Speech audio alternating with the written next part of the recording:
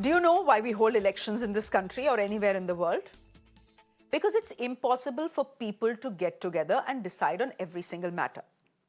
So instead, we vote for people in the belief that they will get the job done. But what if they don't? If they don't, we the people may have to take matters in our hands again. That's exactly what the people of Mumbai are doing. 650 of them have written a letter to the BMC commissioner and the state-appointed administrator. 2 of them are joining me on the show later. But what exactly do they want? Simply a plan to tackle the rising pollution in Mumbai. Gone are the days when Mumbai had sunny days and fresh air.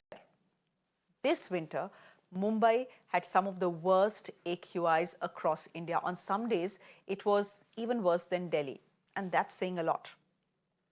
For the first 45 days of this year, Mumbai's average AQI was worse than Delhi on 12 days. That was simply unheard of in the last 1 decade. Activists have been talking about this rising pollution for years now. But as usual, the governments simply don't care. So now, a group of 650 citizens have decided to write to the BMC. That's the civic body. It's the richest civic body in India. These signatories come from different parts of the city. They want the BMC to take steps immediately and also reconsider their plan to install 14 smog towers. Now, smog towers sound good.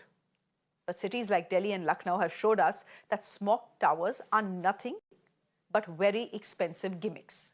They give the impression of change without actually lowering the AQI. The signatories, more than 600 of them, have also flagged 2 major causes of pollution. The first is the endless construction in Mumbai. If it's not the metro, it's a flyover. If it's not a flyover, it's the airport. Some sort of construction is always happening 24/7 in the city of Mumbai. Mumbai is now the city that never sleeps because the construction machines simply don't stop. The second problem is deforestation. The government has approved the felling of hundreds of trees for projects like metro sheds and bullet trains. The people want both these problems to be addressed. For instance, if the AQI is high, one particular day, they want construction to be halted. Plus, regular sprinkling of water in construction areas to keep dust down. Secondly, they also want public transport to be revamped so that people won't use private vehicles as much.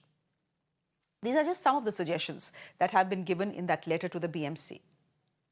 The fact is, there are no easy or cheap solutions to air pollution.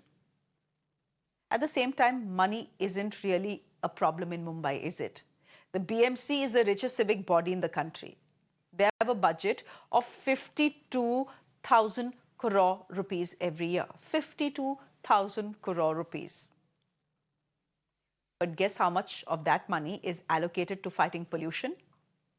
Out of 52,000 crore rupees, just 25 crore rupees. Tells you how much importance the BMC is giving pollution. If you think about it, pollution has never been a political issue here in India. We vote on inflation, we vote on unemployment, we vote on religion, we vote on caste. But we never vote on the quality of air we breathe. This letter written in Mumbai is a sign of changing times. As more and more children and the elderly struggle with pollution, you will see more public outrage and perhaps one day more accountability on pollution as well. That at least is the hope. Let me go across to our guests who are joining me this evening. As I promised you, we have 2 citizens who have signed on to that letter as well to the BMC. Fardeen Bhujwala is one of them. Gurfan Beg is founder of Project Off Safar. He's joining us on the broadcast.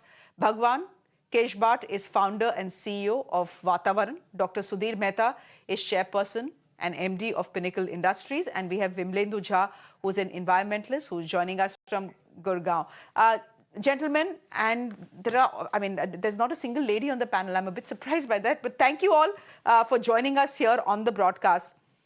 Fardeen Bhujwala, can I start by asking you why you and 649 other citizens of Mumbai decided that the BMC had to be written to?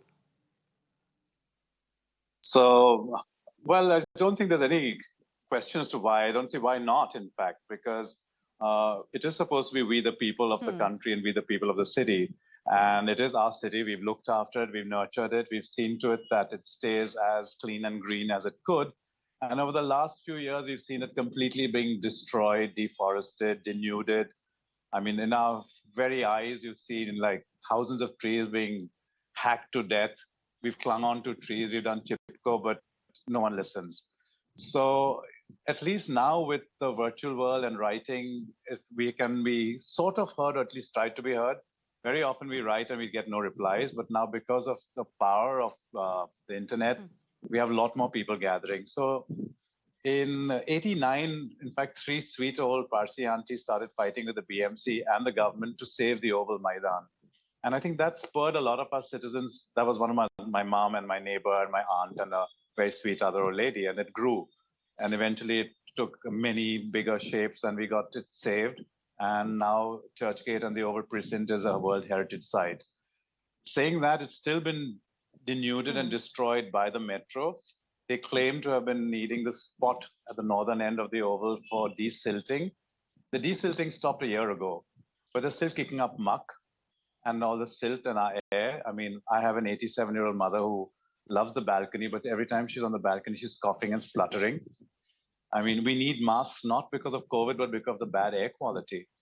Marine Drive, we can't see Malabar Hill half the time. In fact, the other day, you couldn't even see half of Marine Drive, leave alone Malabar Hill. You could see the smog sort of halfway hovering on the ocean. This is not the city we grew up in. This is not the air we're used to. We are lucky to have the sea. We're lucky to have water on either side, which blew it over. But that's not happening anymore. You go for a walk on Marine Drive, after coming back feeling charged, you come back spitting out gobs of black and gray thing, which is not supposed to be there. I'm not a smoker, but I'm coughing like a smoker. And if we're smoking 10, 20 cigarettes because of the bad air quality, I don't see why we should not make a noise about it and get it rectified. I think the BMC and all government agencies... Are you hoping to be heard? Sorry? Are you hoping to be heard? Has anyone responded to you? I mean, I know the hope always is that if citizens, articulate citizens, get together and write to the BMC and to the government, you will be heard. That is always the hope. But have they gotten back to you? Not yet. I haven't heard anything back yet. I try, in fact, because of now sort of automated replies, I get replies from the police because every day people are driving on the wrong side, government cars. In fact, just now, I couldn't take the call from your colleague because I was fighting with a government car driver dropping some school kid from tuition on the wrong side of the road. I'm like, why? What? He's saying, no, I'll go this side. I said, no, you will not. You will go back. So, of course, the police get automated replies saying your concern is being looked into. And I always reply, like, what action has been taken? No reply. So, well, they're looking into it automatically. Okay. So, yeah. Thanks. Well, you know, it's great that citizens of a city realize that, you know, your civic body that is supposed to be ensuring that the air you breathe is clean is not doing its job. So let's write to them. That's great. But it says something, doesn't it, Dr. Sudhir Mehta, if the body doesn't respond, if the civic body doesn't respond? The fact is that Mumbai on many days has been the most polluted city in this country. I mean, beating Delhi is a tough task. They've managed to do it. And yet you have a civic body that thinks, ye pollution to kuch din ka problem hai, it'll go away. No, it'll go away. Once there's some good breeze, it'll go away. I don't know what exactly is it that the civic body of Mumbai is thinking, for example, trying to install smoke towers. What are they hoping to do there except spend money and make money off it? Because we know in Delhi and we know in Lucknow that, yeah, I know, Faridun, yeah, I know. We know in Lucknow and we know in Delhi that it never achieves anything. So, citizens of your city are telling you, we are not happy with what you're doing. You need to be doing more. These smoke towers are a farce. You know, you need to control dust particles. And the civic body says, acha, chithi aa gayi, great. Beyond that, nothing. What does it tell you? So, good evening. I think this is an extremely important issue. Let's step back for a minute and focus on what measures need to be taken. Unfortunately, What most civic enterprise or corporations end up doing is whenever they get somebody who writes to them, they'll come back with certain answers or they'll come back with ad hoc measures. It's very clear this is an issue where ad hoc measures will not work. This is an issue which is facing almost all cities in the country. I stay in Pune, which is equally worse. We have, unfortunately, the tag of becoming the sixth most congested city in the world. We don't compete in many other places, but we compete in that area. So the problem is not just restricted to Mumbai. The solutions also are pretty much known. And if they are done in a systematic manner, there certainly will be improvement. What unfortunately ends up happening is we end up taking very ad hoc measures. Let's take the example of traffic, for instance. If you look at, there are many, both short-term, mid-term, and long-term measures which can be taken to improve traffic, which does contribute a large percentage towards the pollution in any particular city. All of these solutions are very well known, but unfortunately, it starts with something very basic. There is no dialogue as such with citizens on something called town planning. Ultimately, most cities have a function of town planning. In our cities, that's a function that's really relegated to the background. And even if they're there, they are not really interacting with the citizens. All of this needs to start first with a dialogue of understanding what are the major determinants and then trying to solve them one by one rather than any kind of ad hoc measures. Many solutions are available. For instance, in the city of Pune, similarly, we wrote a letter. We also made about 220 suggestions on traffic, many of which actually came from students in the city. We have a very high population of students, and many of them did research projects and came up with both short-term, mid-term, and long-term solutions for alleviating the traffic issue. As citizens, we are very much open to contributing towards the intellectual capacity of helping the cities to improve, but they have to be willing to accept the help and to be able to have a dialogue so this can be improved. Vimlendu Jha, you have the perspective not just from Bombay but from Delhi as well. How does this work? As citizens, we pay our taxes, we pay property tax, we pay house tax as well. So we are paying, half my salary goes in taxes, for example, and I'm sure that's the case with all of you.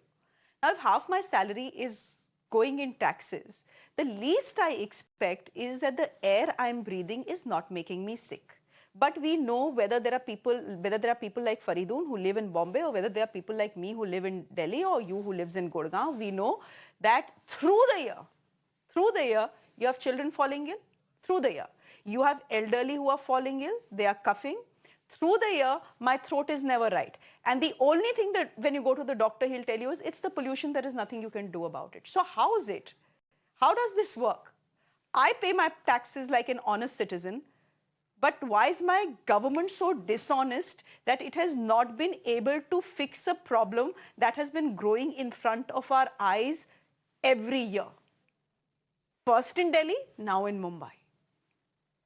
So Shreya, exactly Shreya. So if you look at it, there is almost a sense of fatigue and anger that we have. But you cannot give up. In the sense, imagine year after year, we talk about these urban issues, these environmental issues, and environmental and public health issues. We keep shouting about it, and still nothing really happens. And this is all scientific. This is not just based on my imagination of a problem or your imagination of a problem. There's enough evidence for us, both from a pollution point of view as well as the impact that it is actually having on the elderly or our children. And despite that, if our elected class or our system that we're talking about, be it the municipalities, in this case, when you're discussing Mumbai, you talk about BMC, or in Delhi, you talk about MCD, or the local government or the central government doesn't think that this should be the most important thing to really address. As in, imagine if we were able to really shut down the entire country for a threat of COVID, a pandemic, which actually was very, very dangerous. Perhaps air pollution is more dangerous, and we have enough reports coming from several publications saying that more than 1.5 million people die in our country because of air pollution. So when you have that number, when you have also the causes in fact, I should tell your viewers that imagine the Pollution Control Board of Maharashtra in last several years hasn't even filed a single case, forget about convicting anyone, when it has all the powers to really catch people penalize them. But if they don't do their duty, if it just becomes a signing authority, most of these authorities have become clearances. So you want a project, you want to construct a building, you just need an NOC. But NOC based on what? As in, walk and drive in Mumbai and you'll know that every kilometer either there's a new construction or there's a repair of a construction that is actually happening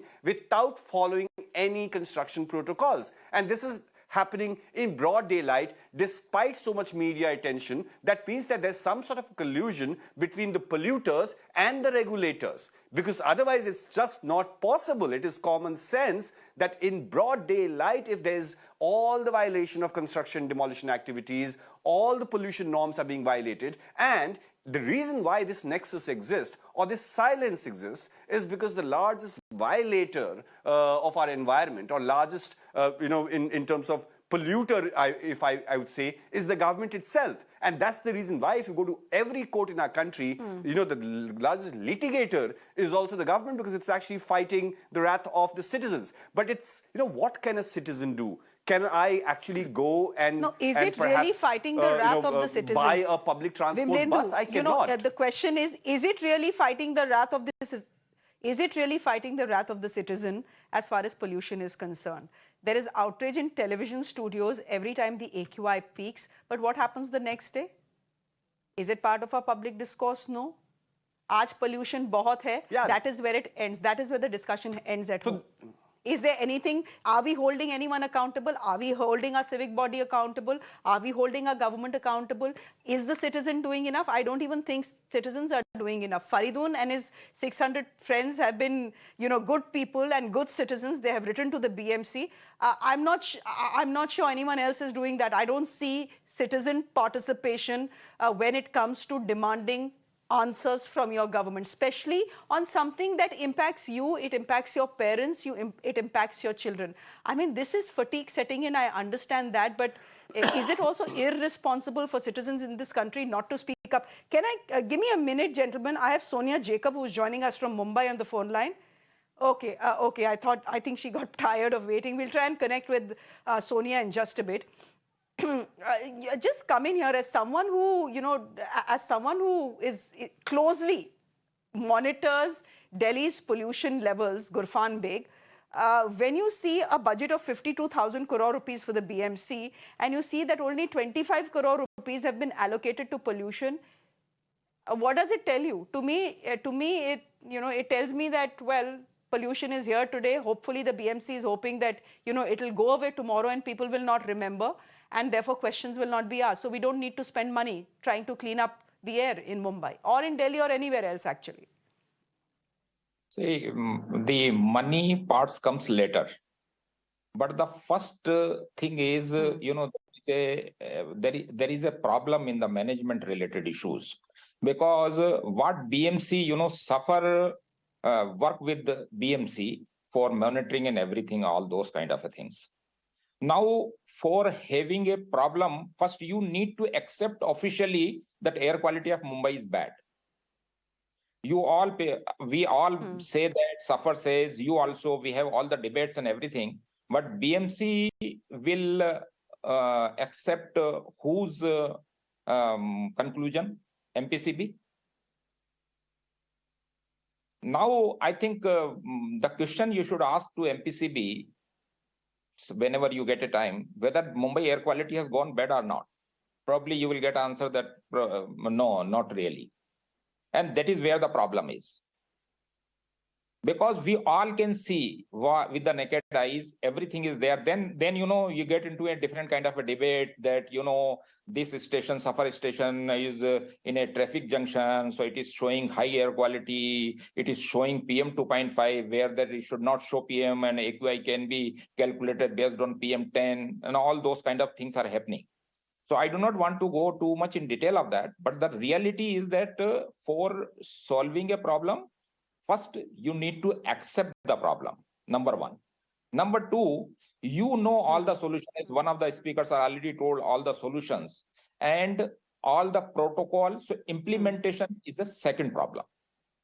we know all those things, and if we really sincerely implement, you told that there are construction activities going on, there are protocols which are in place. Put the green clothes, put the sprinkling of the water in the loading and unloading of the trucks, there the unpaved road from where the dust is going on and all. So you see, the point is Mumbai has a natural what you call is a gift for the nature, because it is a like a very narrow peninsula and surrounded by the three sides of the sea.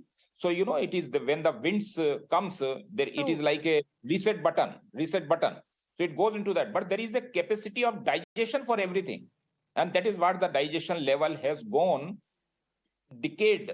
I can tell you from the data that it is in the last one decade that air quality has gone. In fact, PM 2.5 in last month, which I was looking at, December and January, has gone 135% higher as compared to last 3 years average.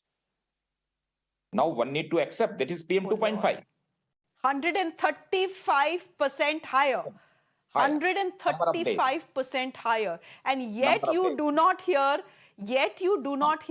enough from the governments or the citizens, Bhagwan Kesh Bhatt, when it comes to something like pollution, something that, as I said, touches everyone. It touches everyone, It touches you, it touches your family, it touches your children, it touches your parents, and yet there is not enough discourse over it. What will it take? We talk about citizen action, but Faridun is here telling me that 600 good citizens of Mumbai have written to the BMC. They've not even bothered to reply. So आप बोलते रहिए, चिल्लाते रहिए, but pollution is not a priority, because after all, people, when they come to polling booths, don't vote on pollution. No, they'll vote on 100 other things, but not on pollution.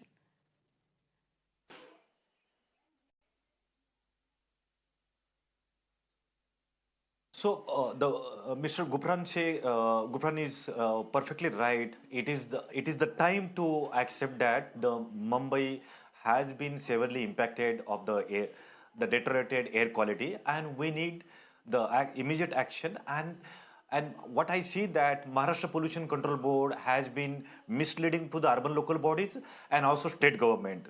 So number one misleading factor is that they have been advising that the smoke towers and air purifiers is the solution, whereas all the national level scientists and government officials are saying that this is absurd and which is not scientific, and still that Pollution Control Board has been advising this kind of solution.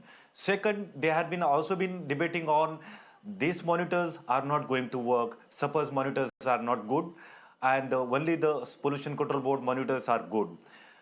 This is also the second misguiding behavior is happening from the Pollution Control Board. Third, there is also been misguiding from that always shifting from the issues which need to be taken on the board. So that's why the Honorable Chief Minister of Maharashtra has been declared the smoke towers.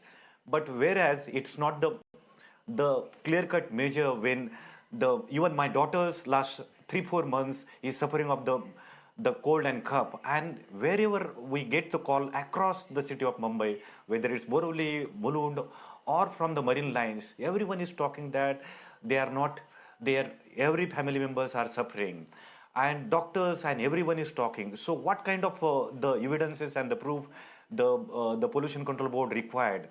And apart from that, the second the misdirection is happening from the also Pollution Control Board, when the civil society groups are been suggesting that low cost air quality monitoring, this is the technology, sensor based technology, can be worked and have the information that every citizens of Mumbai will have the information what kind of air I am breathing every day, every time, and what action I need to take on.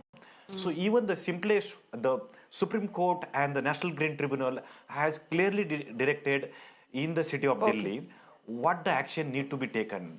We have seen in the month of December, the Delhi schools were suspended, its operation was suspended, whereas in Mumbai, there is no actions, there is no guideline to the citizens. Citizens are getting victim of the bad air quality, and it's impacting on their health severely. No, if citizens are becoming victims, then they need to ask questions. You know, the point is, Bhagwan, if citizens are becoming victims of bad air pollution, which they are across this country, not just Mumbai, then they have to ask their government and their civic body questions. People like Faridun are asking those questions, but that's just 600 of them. What about the rest of us? Faridun, It's a you've very not low got a average. reply from the BMC, but as I wrap this chat, we launched 2 months back. Just a minute, just give me a minute. Faridun, this is the question I ask you. You know, you have not got a response from the BMC, I understand that. But if someone is hearing you today from the BMC or the Maharashtra government, is there anything you would like to say? Yes, lots. To them? Lots and lots. I mean, first of all, of course, stop this Go ahead. concretization. Go ahead. Stop the deforesting. And also now they start this new digging up all the time, which they love doing because that's employ the employed and make a lot of money on the side. They started new road dividers, putting very nice matti in there. And it takes about 3 or 4 weeks to clear the matti, put potted plants in the matti. And I mean, like, hello, what are you thinking? We need the road space. And then we had a dust storm, so all the matti was flying around. So you have the metro stuff, then you have the coastal road, which is another big disaster because they're cutting off our coast and they're putting concrete, what are those things called? Tetrapods. So they're pushing the sea out, so there's going to be more pressure. Again, the buses, the BST buses, because they're electrifying them, they've taken thousands of BST buses, double-deckers off the road and put tiny, like 20, 30 seaters instead of a 90-seater. So that means you have 4 buses instead of 1, which are very irregular. So in fact, if you look out of my house right now, you'll see these long snaking lines of people trying to get home, and it's 8:30 at night because there's less public transport. And metro is not going to solve that because the metro doesn't do the crossover. It's just like, again, in the same line as the local trains. So why are we talking about everything else but doing the basics? There's thousands of old BST double-deckers lying in the depots rotting. They could have phased them out slowly while they phased in the electric ones. The CNG ones went up in smoke. They caught fire the other day. So then bring these old ones back. Why should people be standing 2 hours on a street waiting for transport home? Why should they be crammed into a tiny bus when people are going, or a single child is going for tuitions in a big SUV with the AC on? That's more carbon, carbon emission. I think SUVs should be banned from the city zone. SUVs are supposed to be sports utility vehicles. You're supposed to take them out, go canoeing to the forest, not take your child to KG and football, or a single person going to work, or Auntie Ji going to market. There'll be a virtual revolt if that idea is even floated in Mumbai, Faridun. There is going to be a virtual revolt if that idea is even floated in the city of Mumbai, Faridun. You and I think, know that very well. The only solution is as citizens, you need to ask your government for accountability. You need to ask them if they have a plan, and if they don't have a plan, why they don't have a plan. Because it seems that's the only thing that will work. Suresh Ramakrishnan, I believe, is joining us from Bangalore. I'm afraid we just have time to take one caller. Suresh, please go ahead. Good evening. I'll give you the last word as a citizen of this country. Yeah, good evening, everyone who is on the panel. The first thing is we have basically failed in planning the urban infrastructure. The main problem seems to be in the planning itself. We allow the big buildings to be constructed, and then we have a lot of population which we are putting into the cities. And then again, we are building the flyovers, and then we are making everything concrete. So where is the space for environment to grow? There is no trees. We will cut the trees, we'll make the roads, and we'll build the infrastructure, and we build up on the other things. There is no concrete plan how much we should allow that. So how much greenery should be there? There is no planning. There is no concrete guidelines. There is no planning, and when we see there is no planning, why are we not asking our government or our civic body as to why there is no plan? That's what I'm saying. What I'm trying to say is that we've had many of these discussions on pollution, whether it's in Delhi or in Mumbai, right here on Urban Debate. Vimlendu has been part of many of them. We have these discussions. There is a bit of outrage when callers call us, but beyond that, there is nothing. It's you know, tomorrow is a new day. Maybe the air is cleaner, we simply forget and move on, not knowing that pollution is here to stay and it is impacting us and our children and our parents every day. We as citizens need to make more noise. And Faridun, good on you and your friends to have written that letter to the BMC. I hope you get some sort of reply. We'll leave it there for the moment. Thank you, gentlemen, for joining us here on the broadcast. Thank you. This has been an interesting chat. Okay, on to some news from the